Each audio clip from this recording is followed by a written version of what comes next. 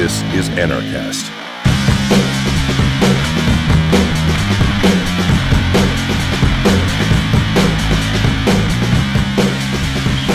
Hey Nomads, welcome to another edition of Anarchast, your home for anarchy on the internet.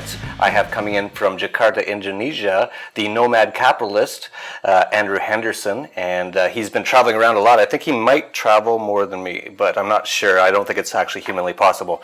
But we'll find out all about that, and he actually does a lot of very similar stuff to what I do, helping people to make money around the world, not just in the US or wherever they are. So I got Andrew on, and the first question I ask everyone, Andrew, is how did you become an anarchist? Jeff, it's great to be with you. It's funny because I started out from a very early age being politically involved and being kind of a mainstream conservative guy. I think my father back in the early 90s was kind of like a closet libertarian back before that kind of became a thing. And I quickly moved into that realm. And then you know how it goes. It's just the basic progression where you start to ask, okay, well, the state can't send out these welfare checks, but they're excellent at executing this hobo. That sounds like a problem. And ultimately, it just, for me, I started to travel and notice, oh, okay, the U.S. government says we need the FDA to protect us, yet Chinese don't have a Zoloft in sight. They're popping these crazy mushrooms to solve their arthritis. That's interesting. But the most interesting thing that validated this for me was a year ago. I was in Turkey, and I was sitting next to an EU bureaucrat on a flight who was telling me how they push forward social justice slowly. And I'm like, this is the most insulting thing in the world. For statists who want to, solve all these problems that they've created, it's basically like, listen, gay people 20 years ago, we're not focusing on gay marriage yet. We're going to inch towards it. It's like the most insulting thing you could possibly imagine. All right, first of all, you're on your partner's insurance plan. Don't get too heady yet. All right, we'll get there. And, it's like, listen, maybe if you didn't create this Leviathan in the first place, you wouldn't have the problem. But, as Harry Brown said, government breaks your leg, gives you a crutch. That's right. Yeah, and Harry Brown, I don't know if he was an anarchist or not, but he was definitely a libertarian. He ran for the Libertarian Party and definitely had anarchist leanings, that's for sure. So you came across anarchism just through seeing around the world how government is affecting everything. Yeah, I was never a guy to label myself. I just said, listen, it just, for me, the last thing was the military. We need national defense. That's important. And then again, you go to Liechtenstein, the country that every American makes fun of, because it's so tiny and insignificant. And you say, you know what? I'm happy to be from tiny and insignificant because look at all it's just like they don't need that. And ultimately, you study history and you say, hey, okay, government has defended the capital, militaries defend the capital in times of stress. They don't care about you. And you say, okay, that's like the last piece to fall. Yeah, no, every way you look at government, it's just all wrong. And you were talking about Liechtenstein, and it's small and not that important. Well, the most smallest and least important is the individual. And I really believe in the individual. I don't believe in thinking of ourselves as collectivists or think of ourselves as being a group.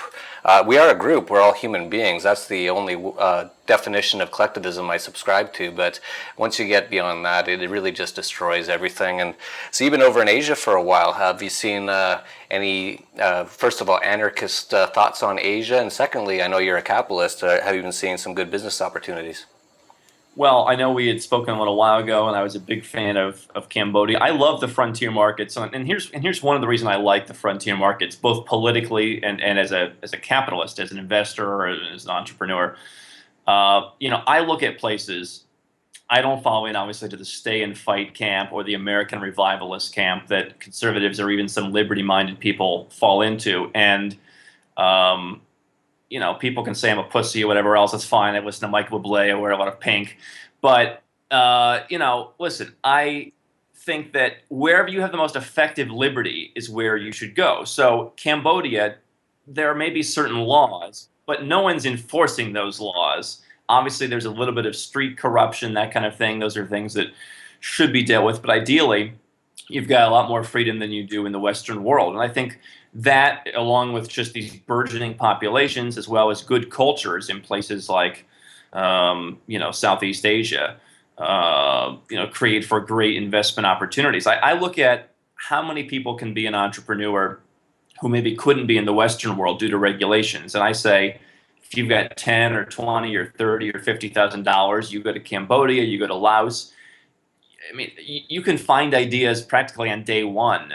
You look at places in Laos that have no metered taxi service. Now, is that something that they're ready for? Well, look, obviously you have to do your research, but the number of ideas is so staggering, and you don't have to come up with the next Facebook to be rather successful.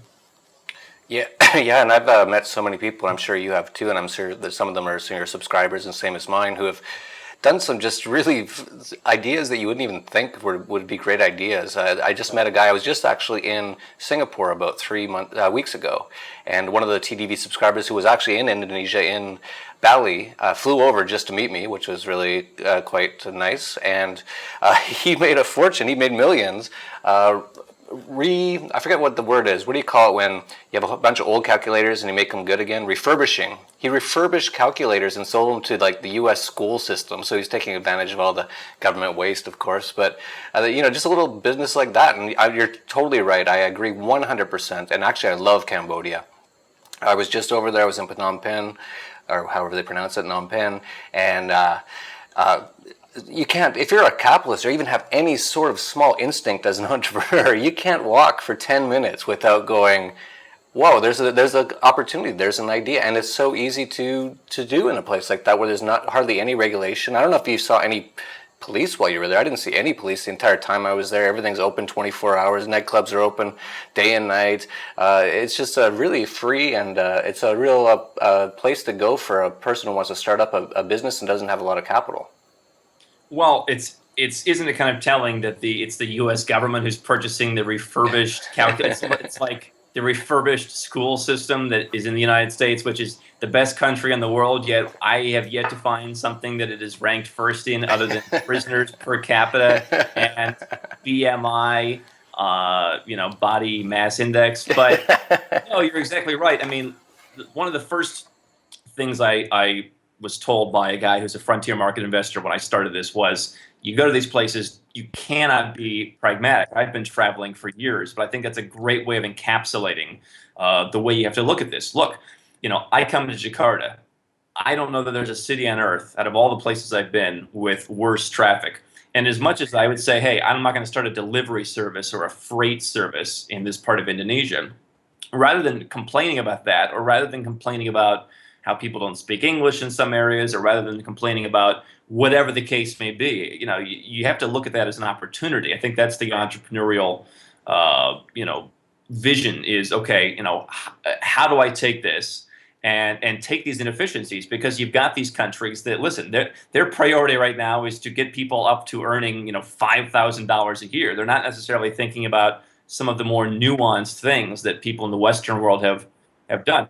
And so that creates great entrepreneurs. So, that on top of minimal regulations. And no, I don't think I saw the cops. I think it took me 3 weeks even in Ho Chi Minh City to see a uniformed cop when I was in Vietnam. And so, people say, well, Vietnam's an authoritarian state, this, that, and the other. There's no internet freedom, for example, in Vietnam. What did I do there? I'm not a Vietnamese blogger. Obviously, that's a problem, what they're doing with that. Although, again, the U.S. government, how many people do they imprison for writing weight loss books? And if you can get around the Facebook block, I don't see how that's an effective crush on freedom, considering you can't get around any of the crushes on freedom in the U.S. Oh, totally. Yeah, no, there's so much more opportunity, so much more freedom. I'm coming in right now from Acapulco, Mexico, and there's actually more, this is actual stats, more Mexicans leaving the U.S. and going to the U.S. now. And I know many of them, obviously, because I spent a lot of time in Mexico. I really like Mexico a lot. And whenever I ask, I go, why did you leave the U.S.? And they always say the exact same two things. They always say there's not much opportunity up there anymore, and there's no freedom. And so there's so many places, as you know, I don't know how many countries countries you've visited, but I know since I've known you, you've been in at least 10 or 20, so it's got to be up there. But there's so many places with so much more opportunity and so much more freedom. And for people who are anarchists, who really like freedom, and I would hope they would like opportunity to go along with it, they should really be paying attention to what you're talking about. Here's my big thing is, you know what, if people love the US and they want to stay there and that's their thing, you know what, that's fine. And we all need to be self-reliant. We can all take the risks. We can all suffer the consequences of whatever decision we make. I know people have talked to me, and I'm sure to you, about some of the countries that we go to and talk about, oh, well, Chile used to be run by a dictator. You know, forget the fact that it's momentum that counts rather than what happened, you know, years ago. But you have to take off the propaganda blindfold. Again, people say tax is the price we pay for civilization. A lot of people not paying taxes in Hong Kong, they, you know, used arbitrage and three-country system, whatever, pay no tax through their corporation there. Very civilized place. Singapore, Monaco. I mean, is there how, I think the number of people with eye patches, those nice, you know, like the Bond villain eye patches per capita, is highest in Monaco than anywhere on earth. I don't know any more civilized. You get zero income taxes between the whole lot of them. So, you know, when you go somewhere else and you experience what's going on, again, people talk about the FDA. We need to, you know, regulate herbs. Well, okay, that's a great system until you go to the entire continent of Asia and all they're using to treat all of their problems are herbs. So sitting in your bunker and just saying, you know, it doesn't get any better than this, that solves no problem. You have to go out and see, are other people doing it differently? Because if they are, now there's a debate. Are taxes really the price we pay for civilization? Or is that just something you've been told to say by your government? Yeah, and the more you travel, the more you really expand your mind on these things, because you see all the different systems. So unfortunately, we still have countries, so you see all these different regional systems. Yep. You look at Chile versus Argentina and what the one government's doing, what the other government's doing, and it's quite obvious which one's working better. You look at Venezuela versus anywhere really right now. You look at West Germany in the past versus East Germany. You look at North Korea versus South Korea. So you can kind of see these things. And yeah, that's a really great point you brought up. These people sort of in their bunker, and I live in the best place. Well, have you been anywhere else? Because I don't know about you. Let me ask you this. I do not look forward to going to the U.S. ever. It's usually I look at it on the calendar and I grab my vodka cranberry and start smoking and prepare myself for what I'm about to be. You know, don't get me wrong, and I'll let you talk on this, but you know, there's obviously a lot of great things in the U.S., a lot of great people, obviously. When I say I don't like going to the U.S., it doesn't mean I hate every single person who's there and I hate every single thing that's there, but it's just so oppressive now. And as soon as you arrive, the customs and they go up and down. I've noticed they've been a little bit better lately. I'm not sure why that is, but they're still quite like, when you go to, you've been to so many countries, I'm sure you've seen, and there are some bad countries too, we should say. Like, I don't know if you've been to Bolivia. That's a really, when you arrive and when you leave, they're checking your passport and going through all your stuff, looking for drugs and stuff. That's crazy. But then there's a lot of other countries. Thailand used to be great, but it's changing quite a bit. Yeah. Why don't you talk about any of those topics that I brought up? I'm not a huge, I'm beginning to be like the angry guy who like hates Thailand. I don't really see the opportunity there. I don't think it's necessarily the best place to live, and I certainly think, yeah, it's perhaps the biggest police state in Southeast Asia. I'm not a huge fan. Listen, I don't like any of it, obviously, as I know you don't. When it comes to the United States, though, I think they really take the cake. I remember I was just on a vacation once. This is a number of years ago. And I was still, I was traveling 7-8 months a year, but I was still running something in the U.S. And I came back from Italy, and they marked me to go to the secondary inspection, which is basically they throw you in a holding cell, and all the other guys are what you would imagine the U.S. government thinks are suspected terrorists. And then they tell you, who goes to Italy for 2 weeks by himself? That sounds suspicious, and they're picking everything out of your bag. And, of course, they just throw it on the floor, and it's your job to put it back together, as they literally tell you, you have to obey my commands, and if you whatever. So as romantic a notion as it is to say, hey, I'm going to live in the U.S. in the sprawling house, and I'm going to drive my car to McDonald's with 2 drive-through lanes and have them put it on the top like it's, Fred Flintstone with the ribs or something. Look, it's, you have to get past that, I think. I mean, you're right. I had a friend who moved from China, and for the first couple of years, hey, this is great. I'm loving America. And then she did something that was very, harmless, I think. You wouldn't get in trouble anywhere else, and became like a nuclear event. And fortunately, I wouldn't be talking about it if it didn't get resolved in her favor, but she was very lucky. And I look at this and I say, you know what? We've created criminals out of so many average, everyday people who've never harmed a fly in their lives. And it does make me scared. It really does.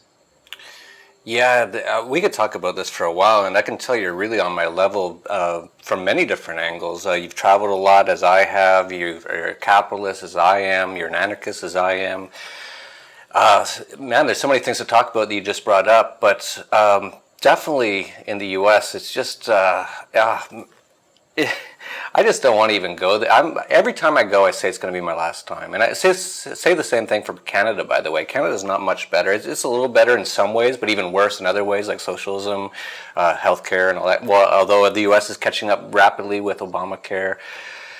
Yeah, but it is interesting. And you brought up a really good point about how there is some places where you have some problems, like in Italy. I actually just was in Italy this last winter, so about 10 months ago.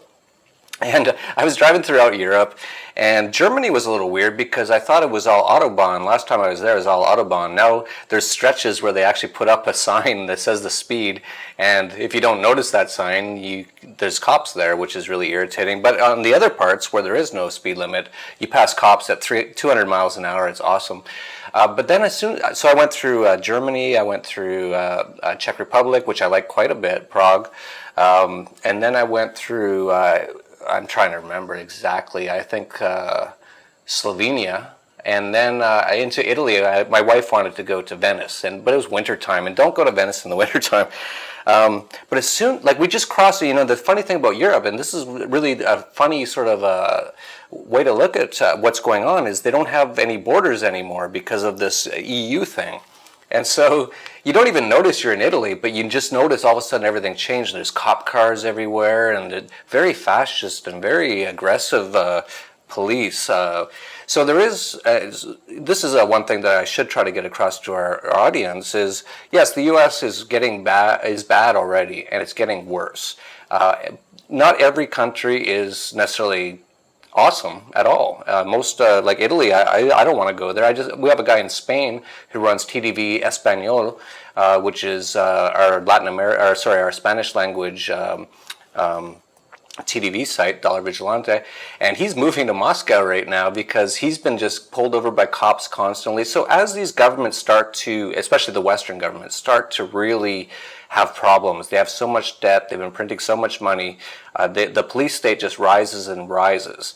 What would you say about, and feel free to comment on anything I talked about, but what would you say about which areas that a capitalist and a free-minded person should head to? Well, first of all, someone ought to get these American statists a calendar, and it's like, this Edward Snowden's going to evil China and Russia. It's like, what? How long is this act going to go on? And we're going to be like, it's going to be like 2117. They're like, that used to be the Soviet Union. It's like, listen, things are shifting. When you look at the actual map, I mean, you look at going back to, a couple hundred AD, and power was concentrated in Asia. And then slowly the trajectory started coming over Europe. It hovered over Europe. It went across the Atlantic Ocean, got pretty close to North America. Now it's heading back, and it's somewhere over Eastern Europe, I think. And so, yeah, look, no place is perfect. I mean, Italy, though, that's just one of the bankrupt Western countries. I think two things. First of all, I love Asia. I like Eastern Europe.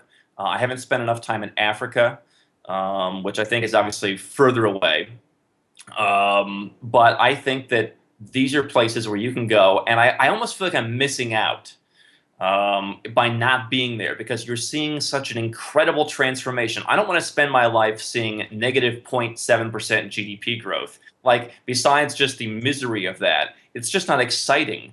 I want to see, things happening and hustle and bustle and, people, oh, yesterday he was eating gruel, now he's eating a Big Mac. Like, that's exciting. And on the other hand, look, I do like, Europe. I think that by doing the things that you and I both talk about and kind of spreading yourself a little bit thin, you can live where you want. Italy is probably not a great place for much of anything. I'm a huge fan of Ireland. I think economically they've done some bad, but they've also at least stood up for some of the low tax rates. I'd rather, of course, have no tax rates, but all right. But that said, the cops don't bother you there. I think most of the stuff that you would do in the U.S., the cops would laugh with you in Ireland. And if you live there and you put your money in Singapore and your business is based somewhere else and you don't become tax resident and blah, blah, blah, you can work that system out. That said, I still love spending time in this part of the world, in Asia. And I know you're down in South America where it's kind of a similar thing. Maybe we've got a little bit different personal preference, but I really why more people aren't doing this, I don't understand. I think more people should look at it because if you want to be successful in business, you have to do things other people won't do. Not a lot of people want to go to Cambodia. Whether you like that or not, it's the truth. So why not take advantage of that? Oh, totally. And you've identified the two areas that I like the most is Asia and Latin America. And don't get me wrong, I love Asia. I lived in Bangkok and Thailand for almost 5 years in the 2000s. And what I would do, because they have that stupid, which you can get around, of course, and this is all the kind of stuff we talk about, but they have that stupid tourist visa. It used to be 60 days or 90 days, and then they brought it down to 30 days. But because it's so cheap to... Sorry? Even 15. 15? Well, if you cross on land, like I came back from Laos, there's no flights really. So now, yeah, it's 15 days over land. Oh, that's terrible. But there's ways around it, and actually I've written about it in my newsletter, and you probably know you just have to get a business license through some sort of lawyer, and then you just, there's always ways around government stuff. You claim you're learning Russian at a school or something. Right, yeah, all kinds of stuff, yeah. Like, it's always ways around what they're trying to do, and I don't even know why they're even trying to do it. It's crazy, but I definitely, I like Asia a lot. I especially like Cambodia. I was just over in Cambodia, Thailand, Hong Kong, of course, Singapore. That was it on this trip. But I've been in every country in Asia except for what's it called, Bhutan or Bhutan? Yeah, Bhutan, the country with no traffic lights, right? Yeah, I wanted to see that, but I think you need a visa or something to go there. There was some reason I couldn't get there at the time.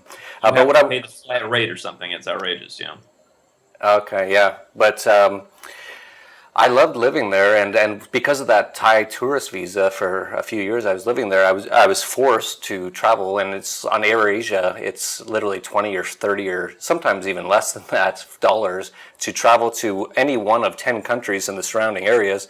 So I just used it as an opportunity to see those countries. But no, I'm a huge fan of Asia.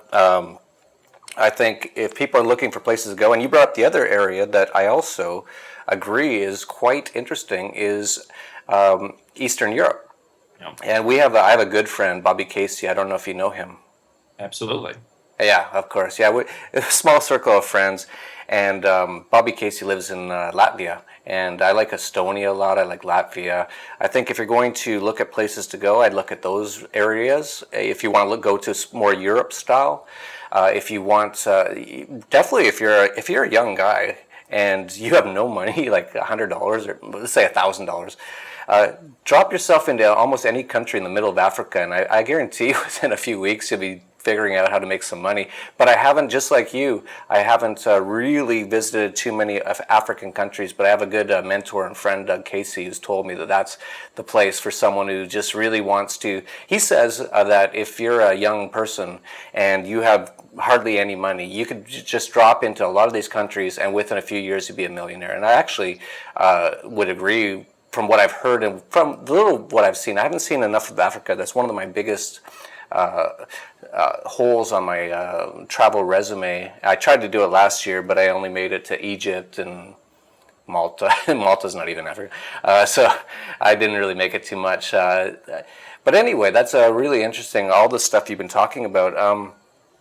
Why don't we talk about capitalism? Because capitalism is, to me, the same as anarchism. Capitalism, everyone defines everything differently, and that's why words are so important. But let's define, to me, what capitalism is. Capitalism is only just voluntary trade. So someone has something, you want it, you trade for it. That's all Two capitalism is. people, fixed price, agreed upon price, right? That's right. And so, in that same sense, it's very similar to anarchy because anarchy, to me, the definition is you don't want to aggress against other people, you don't want them to aggress against you. So, it's a very similar. So, when I rarely call myself anarcho-capitalist unless I'm on some mainstream media channel where they won't even understand what an anarchist is, and I'll start with anarcho-capitalist. But they're really the same thing. So, let's talk about capitalism. Yeah. How old are you, by the way?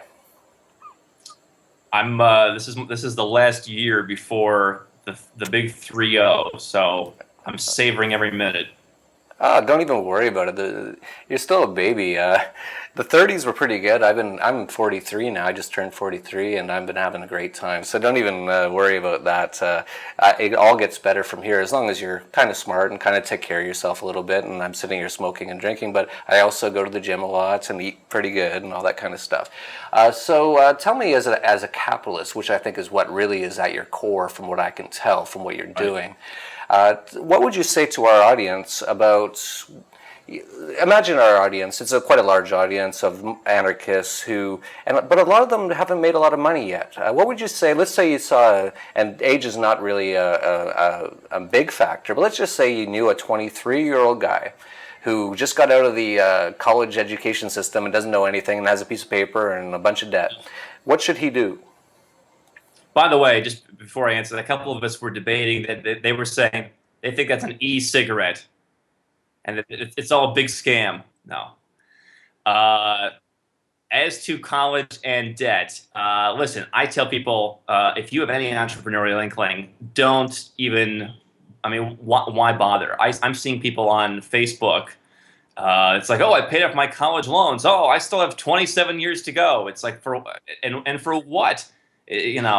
What would you do at 23 years old? I really, again, I think put yourself in the probability for the greatest chance for success. Yes, you can do business and you can be successful in the United States. And it's not just that I'm bashing the United States. It's the same in Canada. It's the same in a lot of places. I think the U.S. is the worst because there has been so much innovation that the state is crushed. It's slowly, becoming more crushing, but there has been innovation. And I would go somewhere else where they don't have movies that come out of vending machines, and you can go and you can basically take any of those ideas that you've seen growing up and implement those ideas. Obviously, some will work and some will not. You have to figure out which things the market in those places are demanding. But I'm a fan of unsexy ideas. I don't want to create Facebook. I want to do things that generate cash flow and that have a clear exit strategy. And so for me, going to Cambodia and doing some kind of basic concept that when the market catches up and the investors catch up and realize this is a place that's going somewhere, that they'll come in and they'll pay you 12 times book value for your minimal investment that has blossomed. I like that. Look, do you have to go to Cambodia? No, I'm not a big fan of Thailand. I think there's maybe some stuff that can be done in Malaysia, places in South America. But for me personally, the political aspect grew out of my own business aspect, and just my whole ethos, everything about me is just leave me alone. I don't want to put my bag through your scanner. I don't want to have to do this or do that. I don't want to have to deal with your regulations. Just let me do what I am going to do, and I try and look out for people's best interests in my business, and I think most people do. And so why not take it as far as you can? Why not take it to the places where you have the best chance for success? I don't see how 80 or 90% of people who go to Cambodia who have any business skills whatsoever and put the time in wouldn't be successful with a minimal investment. So that speaks to your college thing. If you have $10,000, I like to drive costs as low as possible. I like to hire people inexpensively. I like Bangladesh. I think there's some more crap going on there that I don't like, but I think that you've got a population that's good. that's the thing that I would say last is I look at culture. You know, where can you go and find a culture that meshes with you? And as much as people complain that China is not, a freedom-minded place necessarily, again, I say pot, meat, kettle, USA. But I say, look, you've got one of the most phenomenal cultures on earth in China. People get things done. People are making money hand over fist. And again, oh, well, there's a regulation against that. What's the effective regulation? Are people following that regulation? People are getting stuff done and making tons of money, and that is the culture. I want to go where the winners are. Totally. I could talk a lot about that, but I won't. But same here in Mexico. I walked into a bar that I've been going to for since 2005, off and on. But I've lived here for about 5 years now, and off and on. But one day I just started smoking. By the way, you brought up e-cigarettes. I actually started on e-cigarettes, so I finally upgraded to the real thing. But All right. so anyway, we'll see what happens with that. I like to try everything once, since this is one of my things I'm doing. But I walked into this bar that I've been going to for years, and they actually said, "Hey, we're so sorry." They were all so apologetic. They said the Mexican government just passed a law, or the Guerrero government, the state government just passed a law. You can't smoke indoors anymore. And I went, "What's going on around here? You guys are changing." And they were like, "We're so sorry, we're so sorry." And the next day I showed up, and they were all so happy, and they said, "You know what? Everyone in this whole city just decided we don't care what they say." So Yeah. a lot of the world's like that, and you just brought that up. That yeah, they have some laws. Or in China, they call themselves the Communist Party of China. They're not communists now. They're more fascist, and Yeah. all sorts of problems. But it's still much freer in China than in the U.S. in many ways, except for some free speech issues and things like that. So you have to just gauge all these things. And one of the things that I do is we've got freedom-minded people around the world on something called TDV groups. And if you sign up to our newsletter called The Dollar Vigilante, it's $15 a month. It's like a no-brainer magazine subscription. You can connect with all these people around the world. And I know, Andrew, you're doing something similar. And as well, I want to mention this. I think I'll be going to your conference you're having in Las Vegas in January. It will be in January. I'm looking, it's funny. We did a survey of our readers and some other people who wanted to come and said, where do you want to do this? I'd like to be holding it in the Philippines and buying real estate afterwards. And they said, no, F it. We want to play craps and piss away our money at roulette. We're going to Vegas. I'm like, all right, listen, the free market has spoken. And I think it's good because it will allow more people who are new to this. We've got more people who I think they're not on your list and all the other lists, which obviously I think afterwards they will be. But I'm trying to bring more people into the fold. This will let us do that. So I'm looking forward to having you in January. And I'm also looking forward to, I think last time we were in Dallas, you said we might have have held this conference in North Korea. So maybe you'll mention that again. Yeah. Yeah, it's funny, but I actually understand because I'm starting probably my first Dollar Vigilante conference, and I've been looking at locations, and I'm getting advice from all sorts of people, and they're like, well, there's not a lot of flights to Acapulco, which I love, and I think would be a perfect location, and so everyone's saying, let's do it in Cancun or Cabo, which is almost like being in the U.S. But you have to, as you said, we're capitalists. We listen to the market, and as well, just like you said, the people that we'd like to get across to are in these places. A lot of them are in the U.S. or Canada or wherever they are, and we have to make it convenient for them to get there. But so you'd like to have your conference in the Philippines. I'd like to have mine in Acapulco or Chile. Actually, we just had one in Chile. It was very successful. So with Gulf Chile. Let's finish this off, and why don't you tell people about the conference, about No Bad Capitalist, and where they could find more information on you.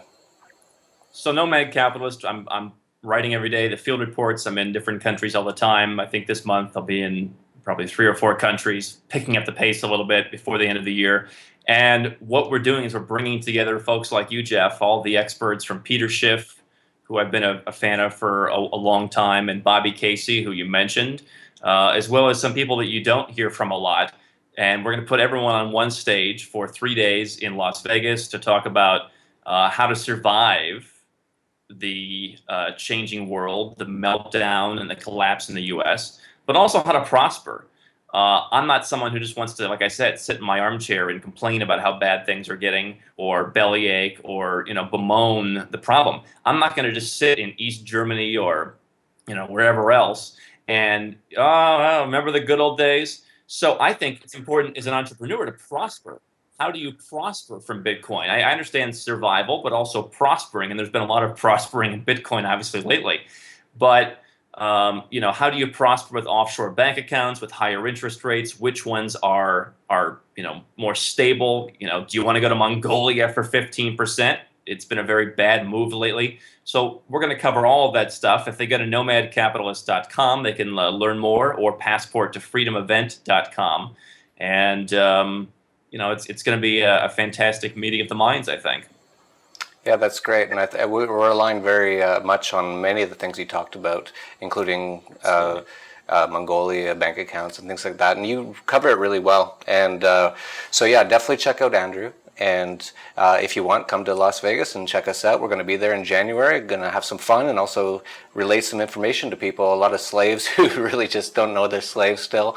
But there's a big world out there, and that's one of the things that Andrew talks about, and that's one of the things I talk about. So that's Anarchast, excuse me, your hope for anarchy on the internet. Peace, love, and anarchy.